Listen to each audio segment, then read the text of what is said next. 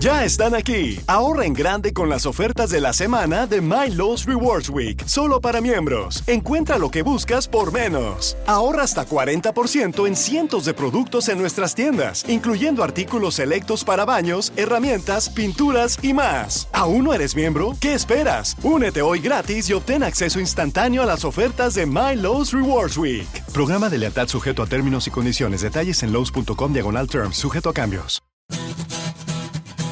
Bienvenidos. Estamos en Planeta Caracol. Compromiso de vida.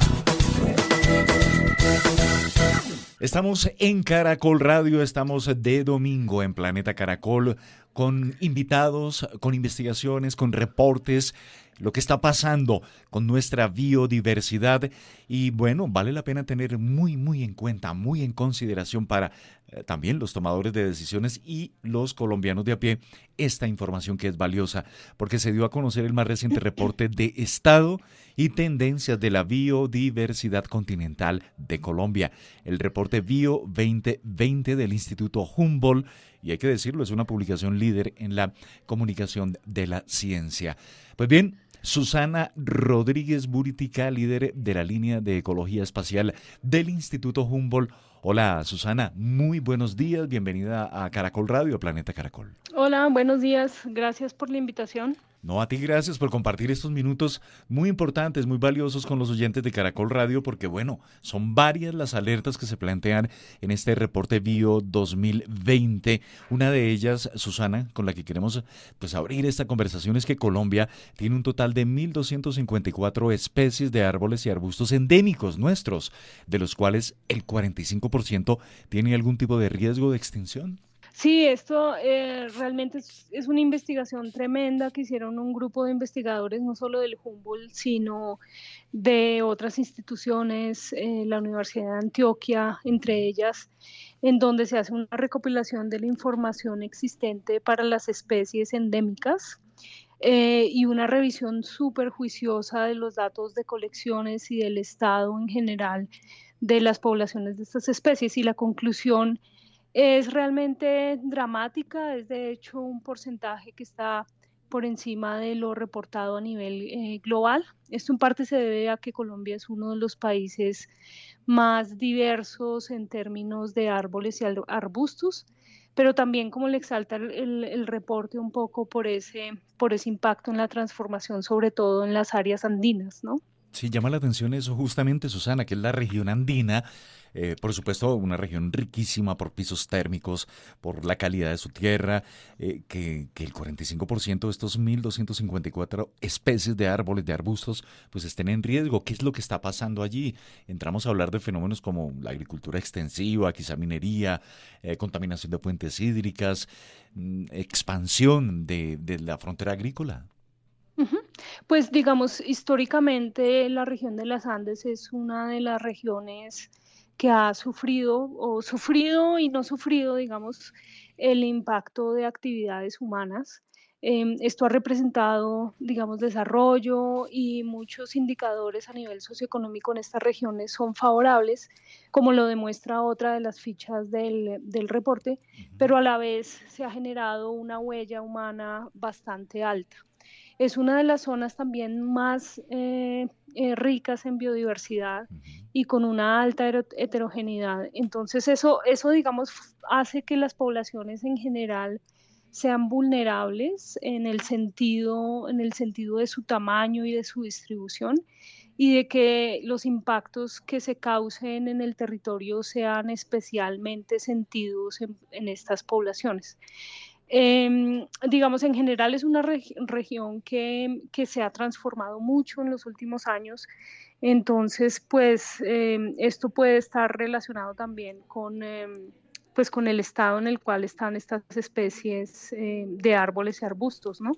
Correcto. Y bueno, después de la región andina se da cuenta que las regiones Caribe y el Pacífico es donde van en menor grado que la región andina teniendo las alertas de estos árboles. En la región Caribe, por ejemplo, hemos visto cómo esa selva tropical, llamémosla, y en el Pacífico está acabándose, ¿no? Están siendo víctimas de muchos fenómenos y hay que trabajar por esas regiones, creería.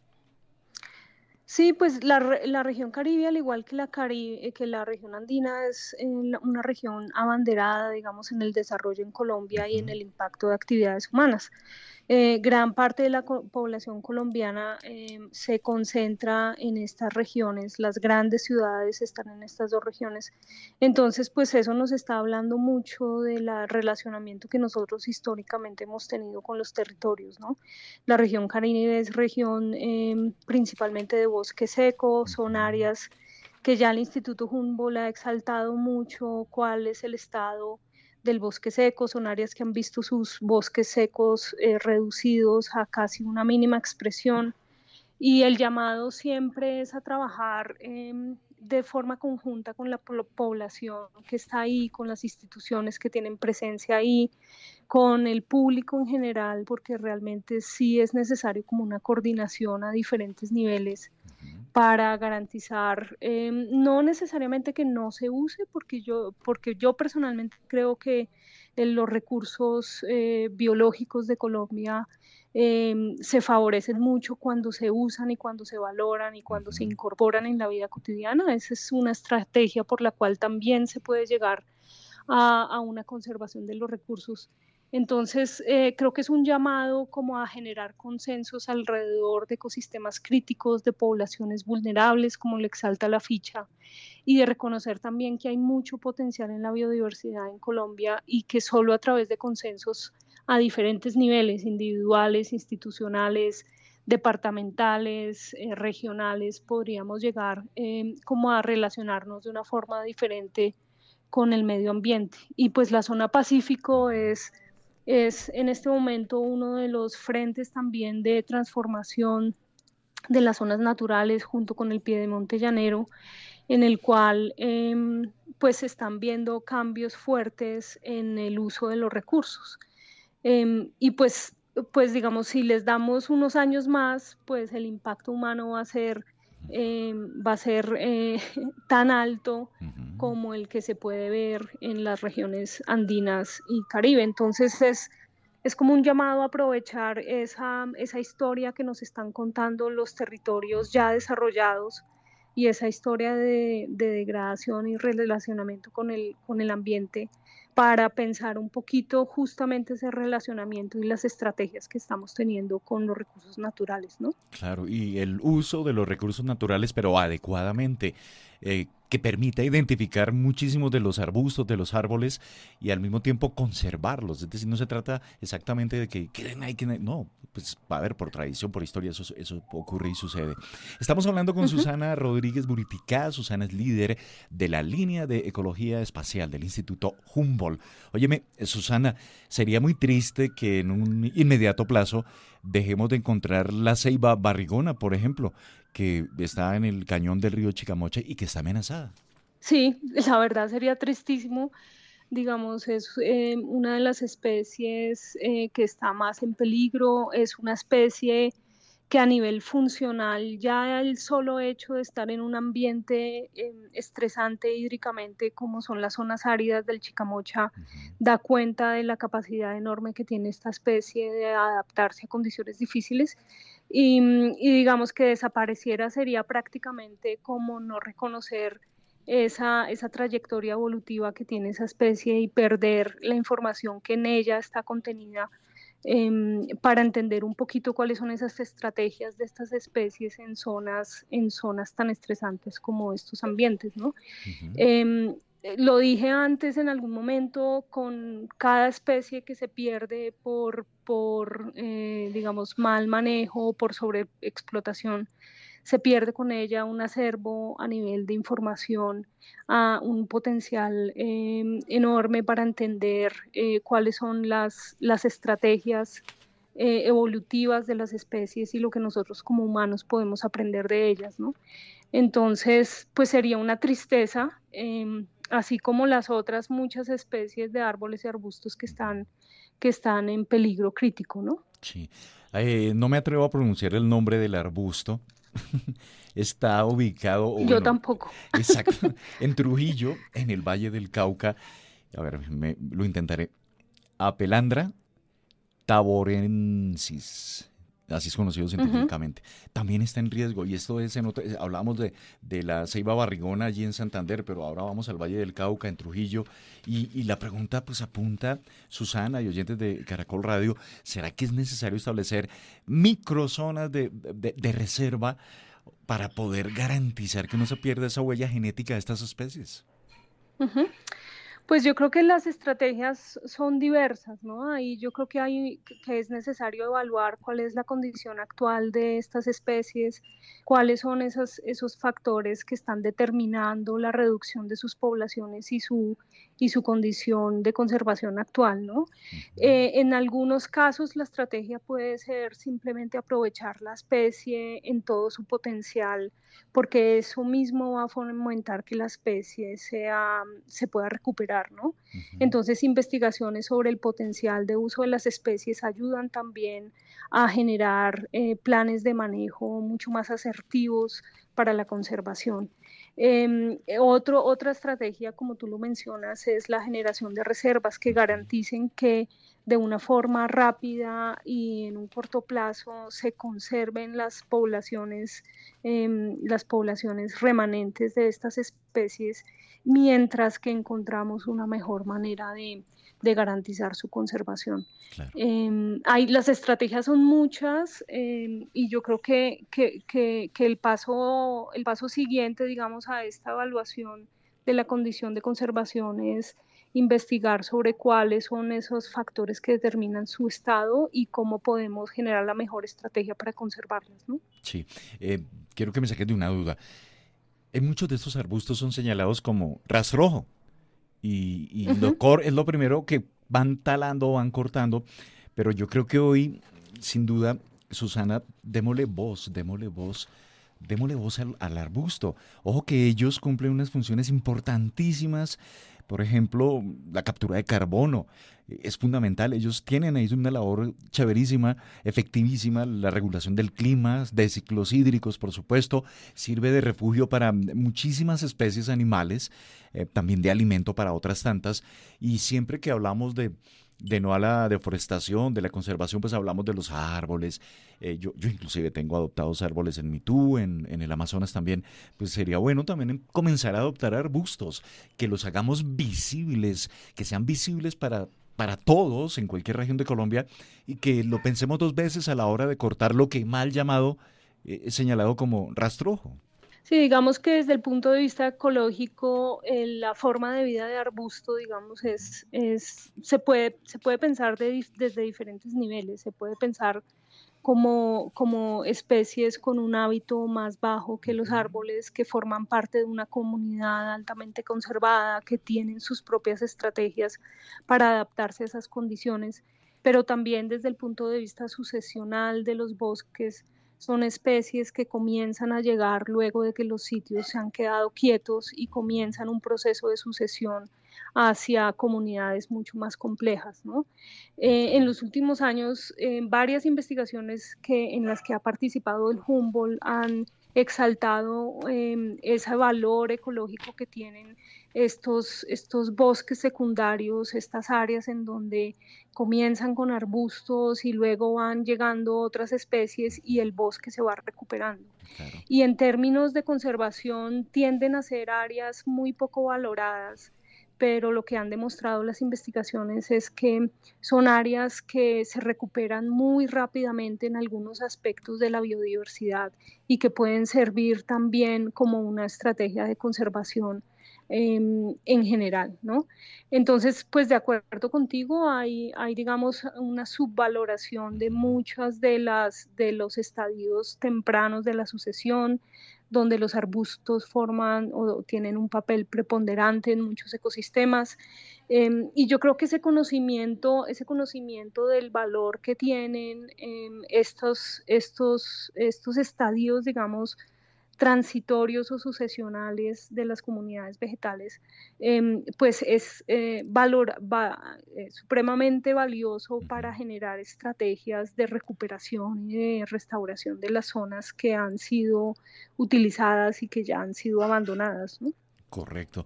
Además, Susana, mira que los arbustos, a quienes hoy le damos toda la importancia aquí en Caracol Radio, en Planeta Caracol, le sirven demasiado a las poblaciones en diferentes regiones del país. Muchos de ellos son insumo de alimento. De muchos arbustos también salen los insumos para producir medicinas, la leña, en fin.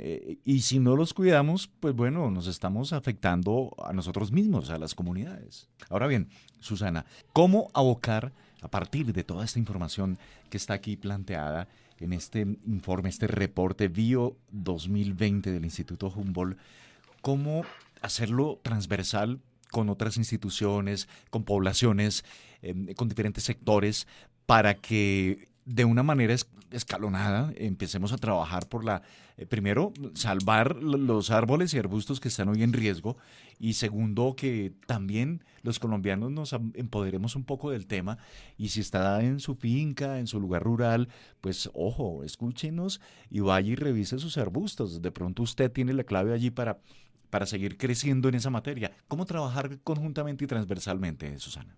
Pues yo creo que de nuevo, digamos, las estrategias son muchas y como te decía al principio, yo creo que parte de lo que tendríamos que hacer es generar consensos, ¿no?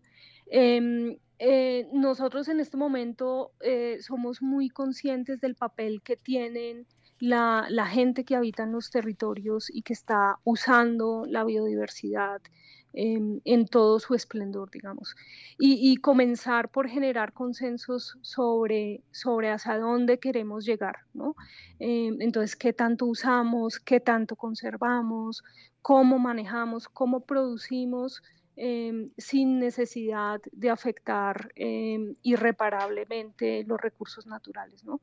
Entonces, esos consensos parten de una voluntad individual, pero también pueden ser facilitados y promovidos desde la institucionalidad y desde las organizaciones civiles, o sea, desde una articulación a diferentes niveles que nos lleve a generar esos consensos. Yo creo que un mensaje tal vez que está latente en el reporte es no solo cuáles son esos motores de cambio de la biodiversidad, pero también cuáles son esas oportunidades, ¿no?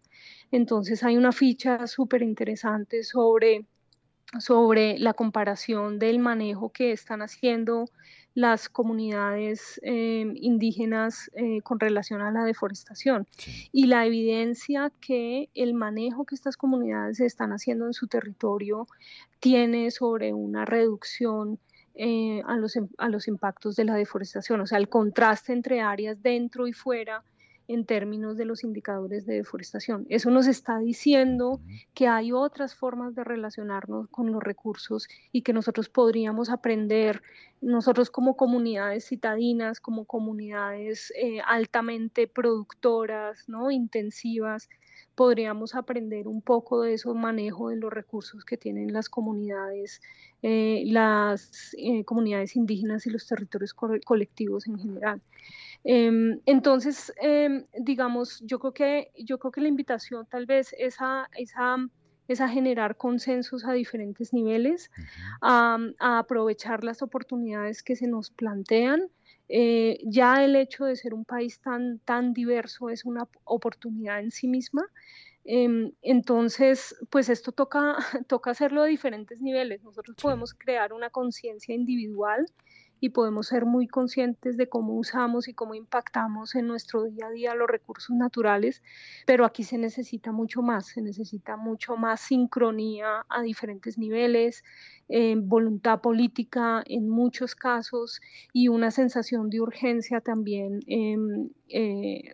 pues inminente, ¿no? Sí, y es momento también para los gobernantes, alcaldes, gobernadores, se están actualizando los planes de ordenamiento territorial y allí también hay una clave para que apuntemos en las regiones a consolidar economías sostenibles y que el desarrollo esté integrado justamente con ese entorno natural que permita visibilizar y proteger árboles y arbustos.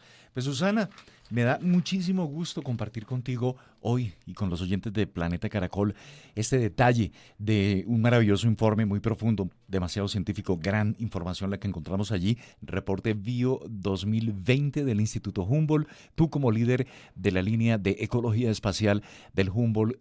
Gracias por estar aquí, gracias por estar en Caracol Radio, en Planeta Caracol. Bueno, gracias a ustedes por la invitación y también invitar a todos los radioescuchas a que devoren esos informes que llevan 7 años produciéndose, que son amigables, digamos, para el lector en términos de las ayudas visuales, pero también de la información contenida en la página web de cada una de las publicaciones. Claro que Muchas gracias por la invitación. A ti, Susana Rodríguez Buriticá, del Instituto Humboldt, aquí en Planeta Caracol, en Caracol Radio. Estás en Planeta Caracol.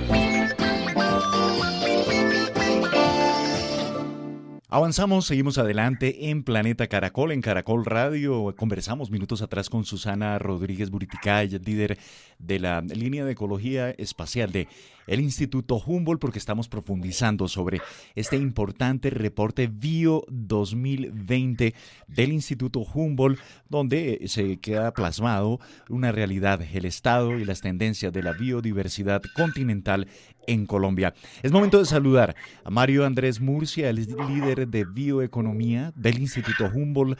Mario, bienvenido a Caracol Radio, a Planeta Caracol. Muy buenos días. Buenos días a todos, gracias por la invitación y pues aquí estamos atentos para poderles contar todo lo que hemos descubierto en nuestras investigaciones. Justamente nos llama la atención, Mario, y lo hemos compartido así con los oyentes de Caracol Radio, que el 45% de los árboles y arbustos endémicos propios de Colombia estarían en un riesgo de extinción por diferentes situaciones, como la frontera agrícola y su expansión, ganadería, minería, bueno, la deforestación, por supuesto.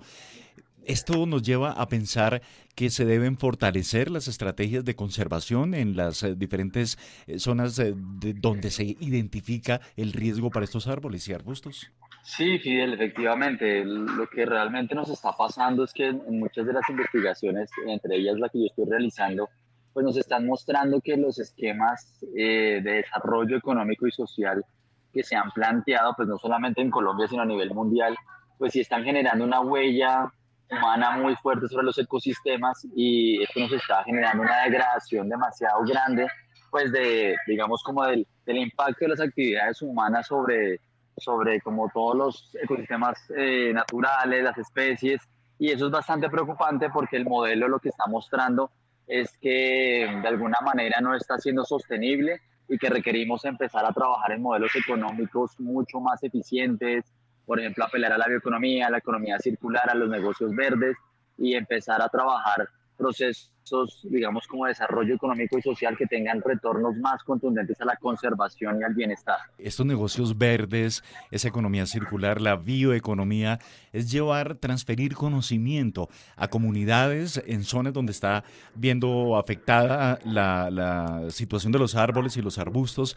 ¿Cómo lograrlo? ¿Cómo llevar ese conocimiento y entender que la conservación es el mejor negocio? Pues Fidel, nosotros pues no, digamos que no tenemos la fórmula perfecta, pero sí hemos evaluado como varios aspectos y hemos visto varios modelos en otros países y digamos que se fundamenta como en varios puntos. El primero de ellos es que las políticas públicas que se están trabajando a nivel nacional pues tienen que tener de alguna medida un asidero regional, es decir, por ejemplo, a nivel nacional tenemos el COMPES de crecimiento verde, que es una política muy potente en términos de transformación de la economía hacia economía más verde, pero a nivel de las regiones esto todavía no se permea eficientemente, es decir, en departamentos como Bichada, zonas como Guajira, zonas como Atlántico, el Pacífico colombiano, la Amazonía, todavía como que estas políticas no llegan claramente y de alguna manera como que las formas de desarrollo económico siguen siendo muy tradicionales, entre ellas la ganadería, que es uno de los principales motores de degradación y deforestación que tenemos en los ecosistemas en el país. Entonces, pues uno es que esas políticas tienen que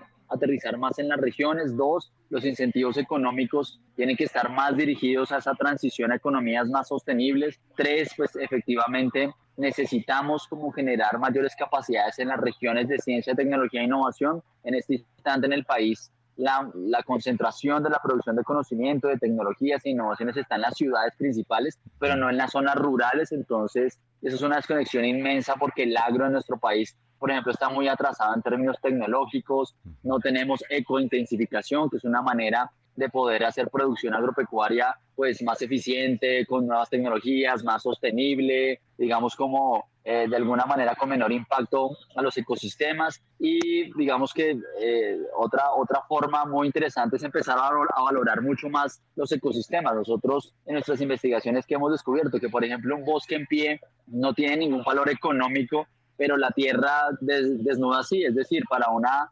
entidad financiera vale más un terreno que no tiene cobertura forestal, porque este terreno, entre comillas, se considera productivo y se puede prestar plata sobre ese terreno desnudo, pero si el terreno está cubierto por bosque y no se aprovecha sosteniblemente ese bosque, no se hace un uso pues racional y sostenible de la madera, los no maderables, y como que se hacen sistemas más amigables con el medio ambiente, pues el valor es mucho menor. Entonces sí tenemos también un problema de cómo estamos valorando el bosque, la naturaleza, qué economías estamos desarrollando ahí, y esto nos está generando bastantes complicaciones. Claro, muy importante este concepto, muy claro, nos hace entender aún más lo que debemos potenciar para seguir trabajando en pro de la conservación y del medio ambiente desde los diferentes sectores. Estamos hablando con Mario Andrés Murcia, estamos en Planeta Caracol, en Caracol Radio. Mario es líder de bioeconomía del Instituto Humboldt.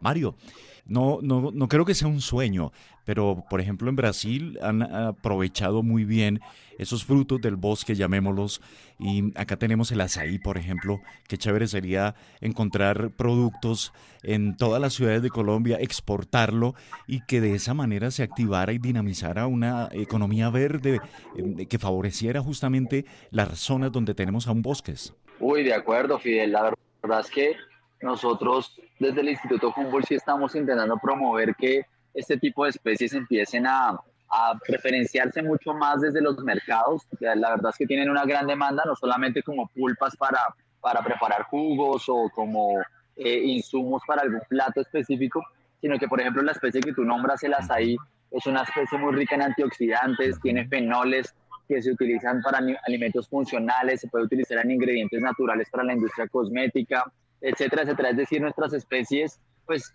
tienen un potencial inmensísimo. Ahorita trabajamos con una especie de bosque seco que es el guáimaro.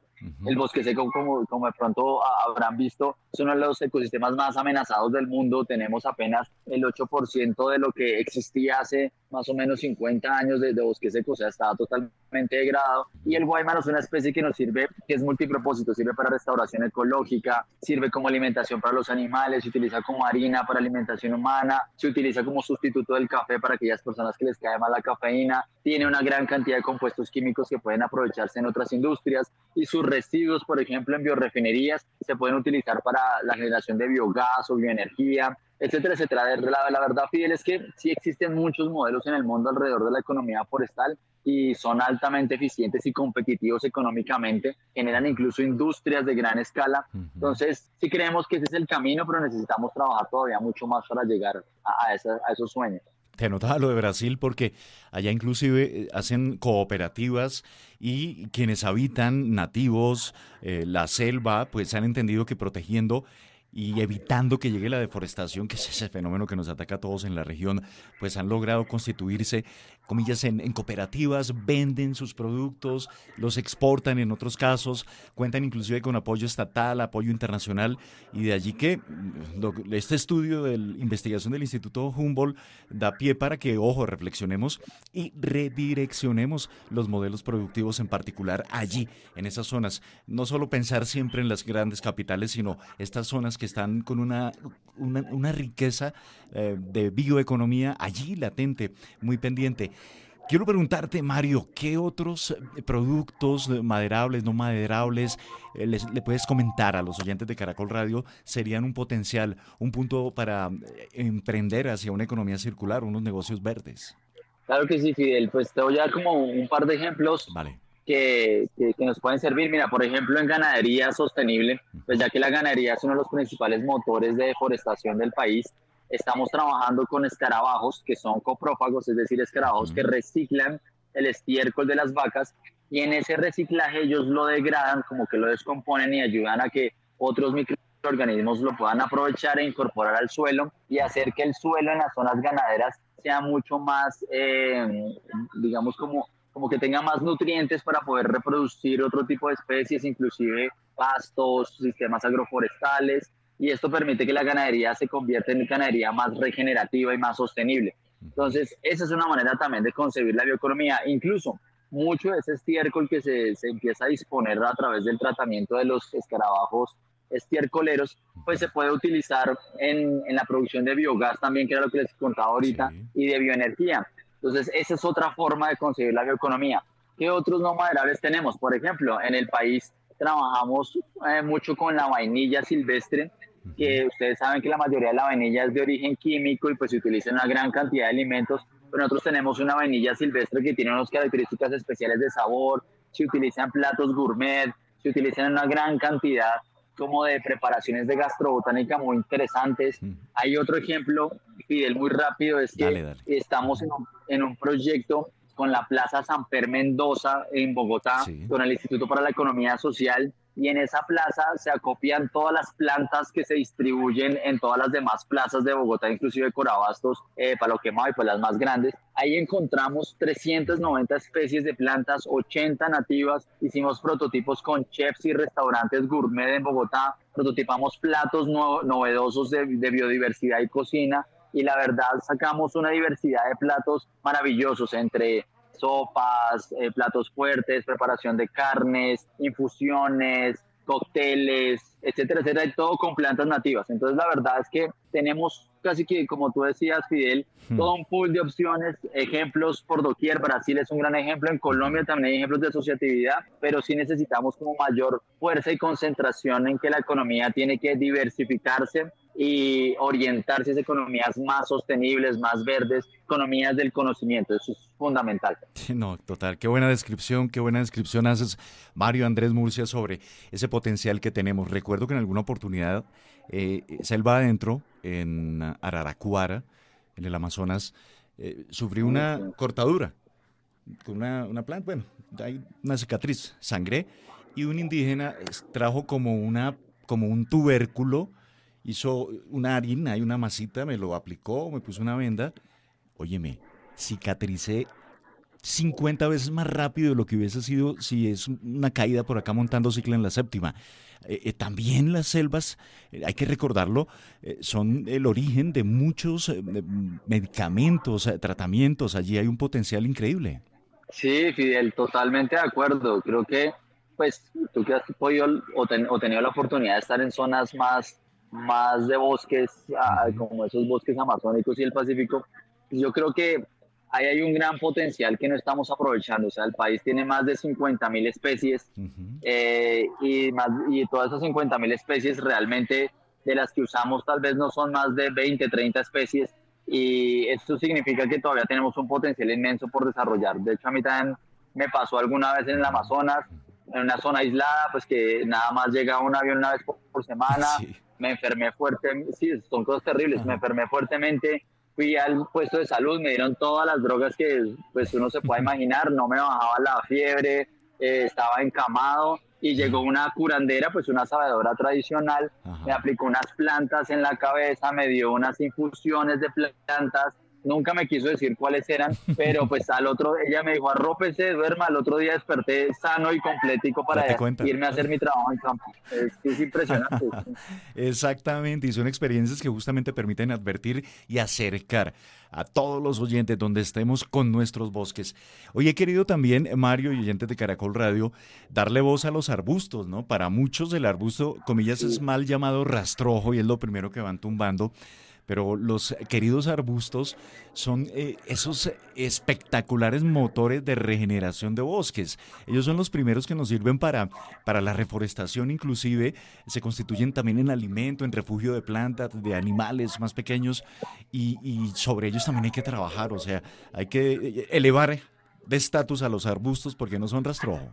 No, total, Fidel. De hecho, ahí te cuento algo rápido. Hay una especie de ave que se llama gralaria, Ajá. y es como uno de los tantos griales de los avituristas en el mundo entero. Pagan miles de dólares para observar esa ave que está en Colombia, es endémica en nuestro país y vive precisamente entre los arbustos. Es muy difícil de ver porque se esconde, vive como detrás de todos esos chamizos, enredaderas pues que están en el bosque, pero esta gente paga miles de dólares por verlos y tener un hábitat de eso pues genera como otro tipo de valores, como un servicio ecosistémico que puede ser el turismo y una oportunidad económica para las comunidades. Realmente hay muchos valores que explorar. Claro, y el ecoturismo, lo anotas tú, es fundamental. Acá Colombia tiene la base para en diferentes escenarios. Si uno habla del Pacífico, habla de la Orinoquía, la Amazonía, la región de los Andes. Por ejemplo, observar aves en el suroriente de Boyacá, eso es increíble. Los cóndores, Santanderes, bueno, en fin, el potencial es grande. Pero quiero recabar sobre algo que tú nos anotabas anteriormente, Mario, y es ese 8% de bosque seco que nos queda en Colombia y que lo observamos escasamente cuando nos vamos en vehículo a la región Caribe, a Santa Marta, bueno, qué sé yo, a Riohacha. Es una situación grave porque en 50 años prácticamente acabamos con el bosque seco en el país. Sí, Fidel, y de hecho, digamos como la investigación puntualmente que estamos publicando ahorita en el reporte de estado y tendencia de la biodiversidad, hice un análisis donde cruzábamos los índices de desarrollo humano, índices de competitividad, índices de pobreza, con la huella espacial humana, y curiosamente la zona del Caribe, principalmente el departamento de Atlántico y Guajira, son las zonas de mayor degradación ambiental del país, a costa de avanzar muy poco en indicadores socioeconómicos. Es decir, que es una región que no está siendo eficiente, no es competitiva, tampoco supera pues, indicadores de pobreza de una manera contundente y al mismo tiempo está perdiendo demasiado ecosistema. El principal de ellos es bosque seco, lo cual significa que esto es muy grave, porque a largo plazo pues este es un círculo que se va retroalimentando. Si yo deforesto para hacer ganadería, agricultura o para generar algún tipo de economía o de empleo, pues pierdo servicios ecosistémicos, pierdo calidad del suelo, pierdo retención hídrica, pierdo absorción de carbono, pues pierdo un montón de cosas que a posteriori me van a afectar el mismo sistema productivo y van a hacer que la economía decaiga y van a hacer que los indicadores de competitividad decaigan y que la pobreza se aumente. Entonces es un ciclo de retroalimentación negativo que especialmente el Caribe en Colombia se está presentando muy marcado y en este bosque seco. Entonces es una llamada de alerta fuerte para esa región. Total. Estamos hablando con Mario Andrés Murcia, líder de bioeconomía del Instituto Humboldt. Estamos profundizando sobre este reporte Bio 2020 que nos presenta el reporte sobre el estado de la situación de la biodiversidad en nuestro país. Bueno, Mario, ¿cuáles serían 3 recomendaciones que nos puedas compartir a partir de esta importante investigación para socializarla con los oyentes y también el llamado a los tomadores de decisiones para que tengan en consideración esta investigación del Instituto Humboldt a la hora de diseñar estrategias, políticas, inclusive los planes de ordenamiento territorial que se están actualizando? Coméntanos, por favor. Claro que sí, Fidel. Pues primera conclusión, otro de los análisis que hicimos era intentar entender las políticas públicas a nivel departamental en la implementación de, digamos, como estas políticas grandes de negocios verdes, de crecimiento verde, y lo que descubrimos es que más o menos el 70% de los departamentos en su plan departamental de desarrollo no contempla estas políticas de transición hacia economías sostenibles, no contempla políticas de negocios verdes pues contundentes, de pago por servicios ambientales. Entonces la primera es las políticas regionales en este sentido de transitar hacia economías sostenibles son fundamentales, verse reflejadas en planes departamentales de desarrollo, verse reflejadas en agendas departamentales de competitividad. Esto nos está haciendo mucha falta y digamos que se vuelve y se convierte en algo estructural. Yo diría que una segunda recomendación muy importante es que nuestros modelos de desarrollo económico y social no pueden continuar creciendo o buscando aumentar sus indicadores a costa de la pérdida de biodiversidad, a costa de la degradación de los ecosistemas. Entonces se requieren modelos mucho más eficientes en términos de sostenibilidad, mucho más eficientes en términos de retornos a la conservación, mucho más eficientes generando encadenamientos o generando más bien cadenas de valor donde las comunidades sean protagonistas y donde de alguna manera se evidencie que la conservación de la biodiversidad se mantiene estable. Una tercera cosa que yo diría que es fundamental es que necesitamos además que esos acuerdos internacionales que tenemos de cambio climático, esos acuerdos internacionales que se están estableciendo de el nuevo Acuerdo Verde Europeo, la misión de sabios que estamos trabajando en términos de bioeconomía y ese tipo de cosas, pues es fundamental que ese tipo de estrategias empiecen a bajar mucho más fuertemente al gobierno nacional, se vea expresado en inversiones de proyectos, inversiones públicas, inversiones privadas. Entonces ahí podríamos de alguna manera empezar realmente a reflejar pues ese cambio a transitar hacia economías mucho más sostenibles y economías del conocimiento. De hecho, yo creo que la bioeconomía es una estrategia fundamental para nuestro país y deberíamos centrar muchos de nuestros esfuerzos en ella. Entonces, pues yo lo dejaría ahí.